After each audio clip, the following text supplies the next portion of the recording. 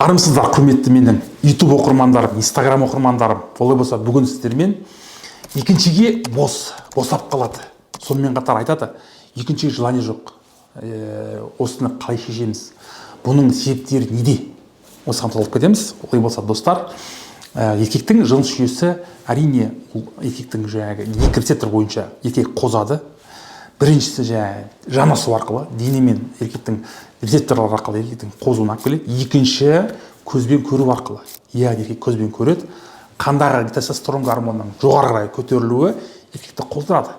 Осы еркектердің арасында, ерлі-зайыптардың арасында бірінші жыныстық қатынас болады, жақсы болады, бірақ екінші, үшінші жыныстық қатынас деген жоқ менде. Не себепті оның бұрын сондай болатын? Қазір мүлдем болмай кетті дейді. Әрине бірінші фактор адам депрессия, шаршау болуы мүмкін. Екіншіден сауатты өмір салтын сақтанбағаннан осы проблема болып жатыр.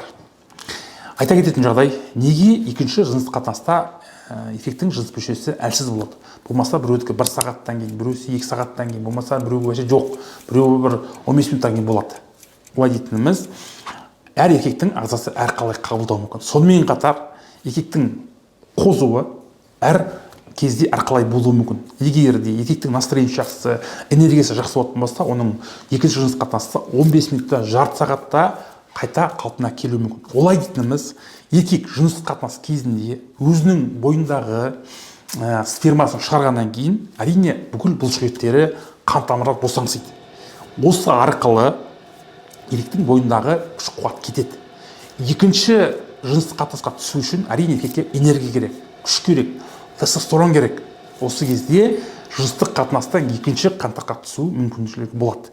Әрине ол екінші партнершіға да байланысты, өйткені оның да еркекті қалай қоздыра алуына байланысты, мынау құмарлығын арттыра алуына байланысты болатын жағдай. Олай дейтініміз, егер де еркектің тестостерон гормоны әрқашан жоғары деңгейде жүретін болса, оның екіншіге де, үшіншіге де желаниясы артып тұрады. Соған байланысты тестостерон бұл гормон охотника дейміз. Егер де тестостероныңыздың гормоны әр жағдайда жақсы көрсеткіш болатын болса, әрине бұл сіздің түсіктегі мықтылығыңызды көрсетеді. Соған байланысты достар, айтатыным, әрине еркек болғаннан кейін әрқашанда біздің гормонымызды жоғары деңгейде ұстап тұруымыз керек. Өйткені жас ұлғайған сайын гормонның төмендеу процесі жүреді. Өйткені ол физиология.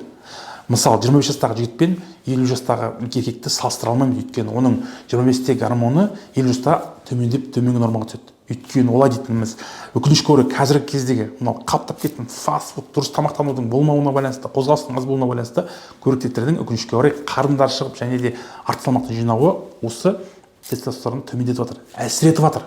Осы себепке байланысты жыныстық мүшенің әлсіз болуы, бос болуы осы факторлерге тікелей байланысты. Соған байланысты айтарым, әрине сауатты өмір салтын сақтану, дұрыс тамақтану, ұйқы, қозғалыс сіздің гормоныңызды күшейтеді. Тестостерон гормоныңыз әрқашан жоғары деңгейде жүрсе, сізді екінші контактқа, үшінші контактқа да желаниеңіз артып тұрады. Аман болыңыздар, ауырмаңыздар достар.